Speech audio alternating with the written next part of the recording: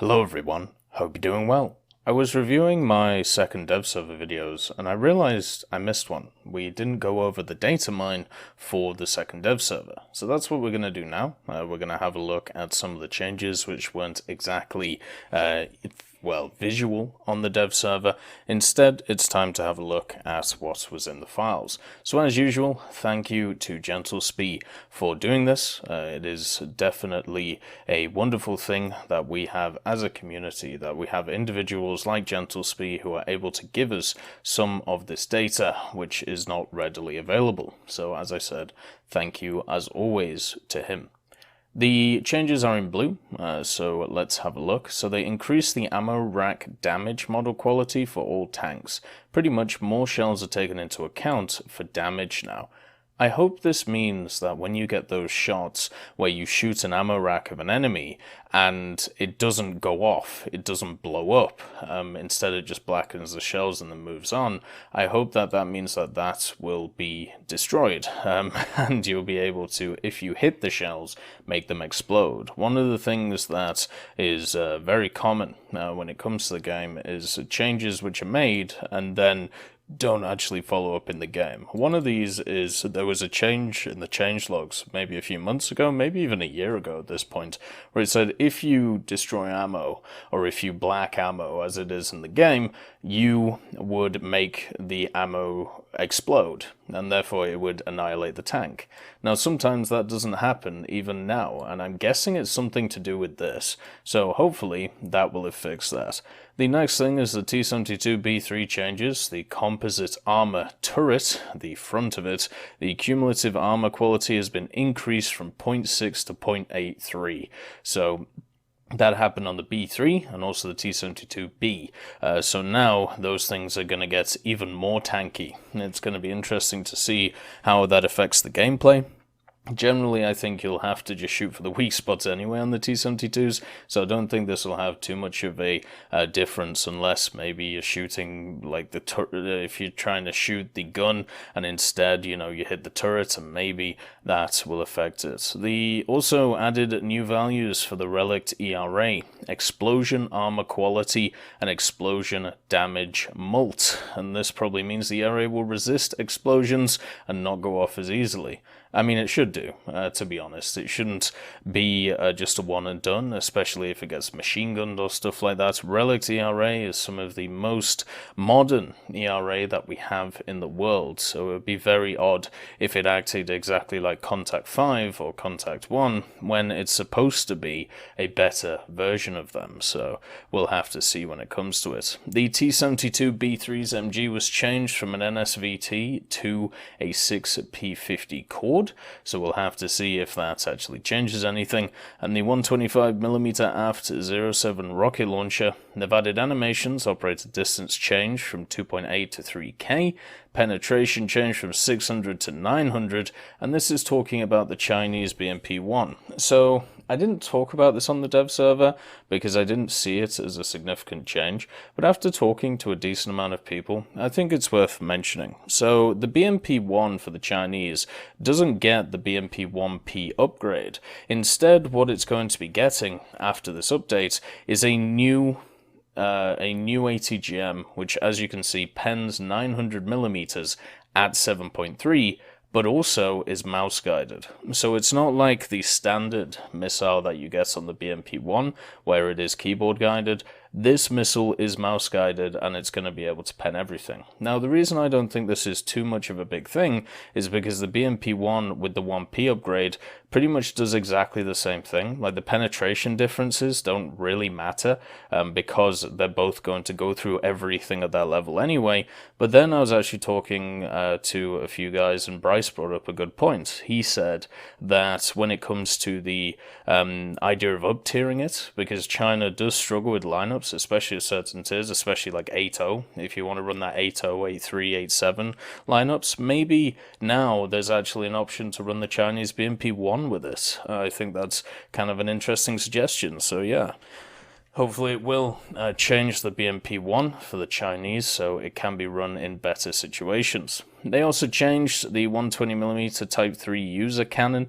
The explosive mass changed from TP91 2ⁿᵈ, and the speed change from 780 to 825, bullet change from also HE to shrapnel, and 60mm of pen. So this is, of course, the Chi-Ha long gun.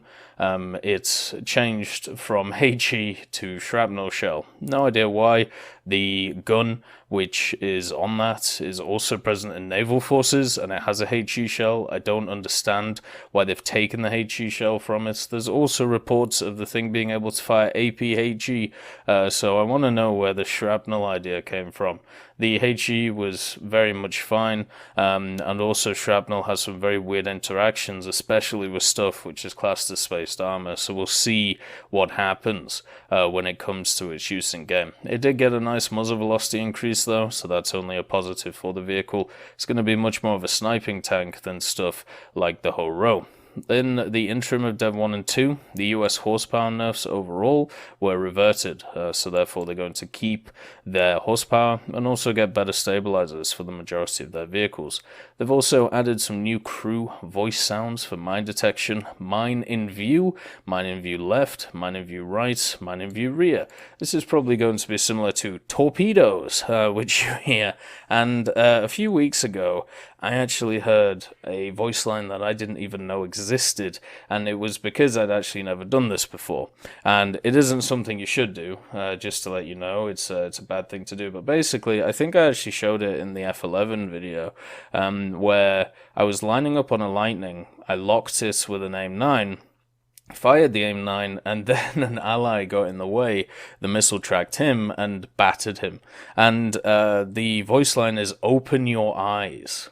So it just goes, "open your eyes," and it's basically showing, a team kill from a missile, and I've never heard that before, and it kind of took me by surprise that there was something like that in the game, so that was kind of cool, and I hope these mine detection ones are good as well, just to hear them and see what's going on, because the mines is obviously the large mechanic which is coming to naval in War Thunder in the next update, so it should be a big change. We'll have to see going forward. They've slightly nerfed the 283mm SKC-28 and 380mm SKC-34 shrapnel, so it should do a little bit less damage. Don't think it's going to matter too much. They're still going to be very powerful guns. And then for the air changes, obviously they added the P40 F5 France. That is a premium vehicle coming in, similar to the P40F in the American tree, but not exactly the same. The other thing as well is I'm pretty sure they're setting this up to be part of a beginner's pack for France. So I think that'll actually be kind of nice. Every nation should get a beginner's pack, and this is prime bait for something like that. They've also added a new FM for the new P47 D23. I don't think it will perform that different to the D28. It should be very similar to it, but we'll see when it comes out. Large tweaks for the Jaguar's flight model and minor tweaks for the Q5s. I didn't actually try the Q5s. The Jaguar's flight model has issues.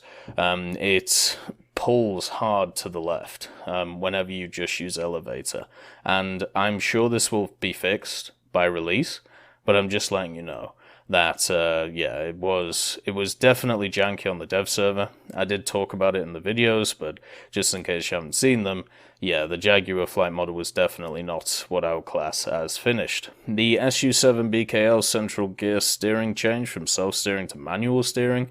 That shouldn't change too much apart from you should easily be able to move the vehicle around. The small tweaks to the SU6 early FM. I'm sure there's small tweaks to it, but shouldn't change the vehicle too much. It looks like a pretty fun little premium to have, actually, especially for SL grinding. The added new weapon presets for the Jaguar, including the AIM-9G, identical to the AIM-9D and the Magic AAM. Obviously, we covered this in the Jaguar videos. I'd highly recommend looking at them. Basically, the main difference between the two Jaguars for the French and for the British is their secondary loadouts.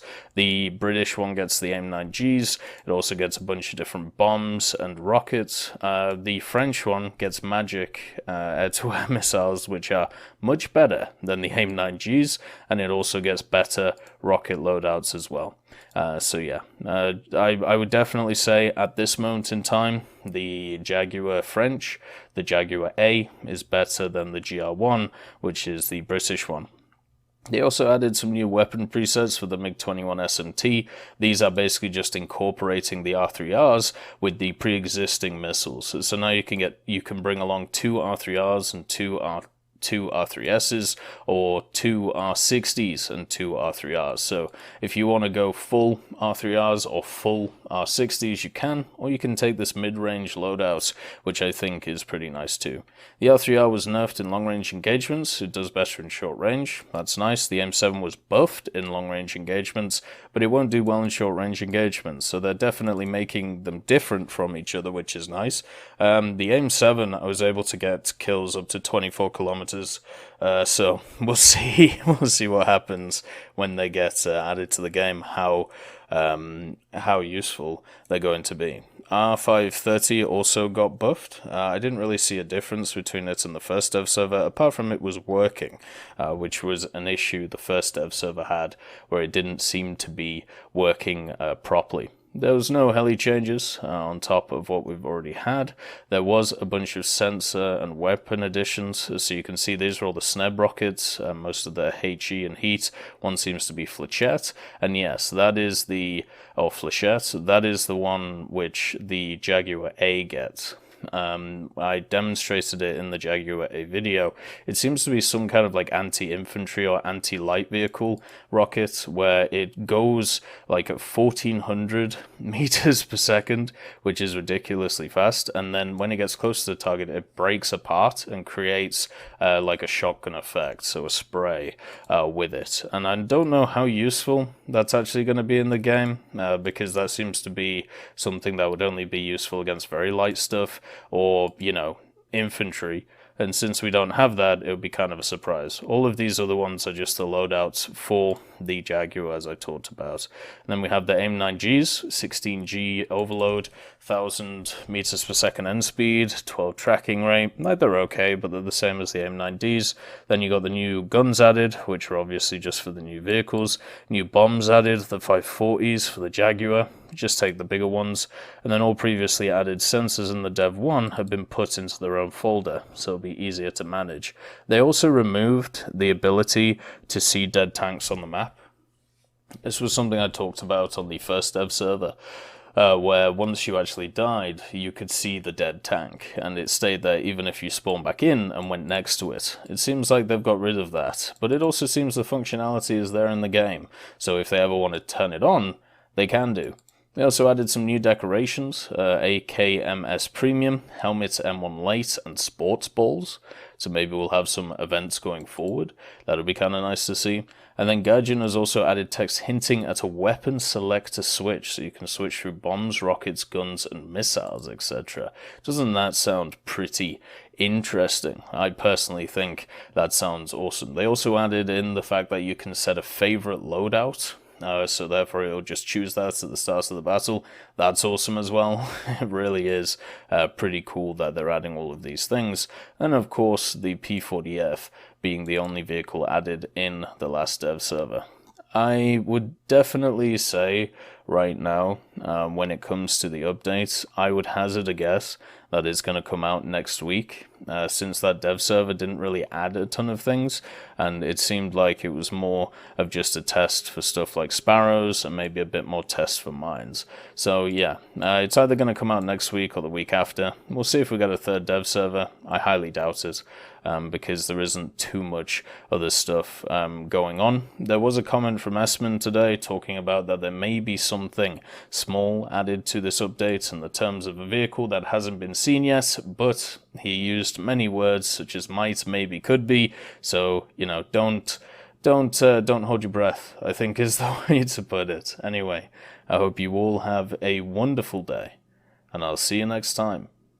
I'd like to thank Ambrosius McClellan, B. Young, Battling Bacon, Blackie, Chris Giltnane, Conte Baraka, Daniel Stanton, Elove Goat, Jay Wilt, Martinez, Trigger Hippie, Universe, Eugens Terry, and also I'm Devilish and Samuel Slick for supporting the channel.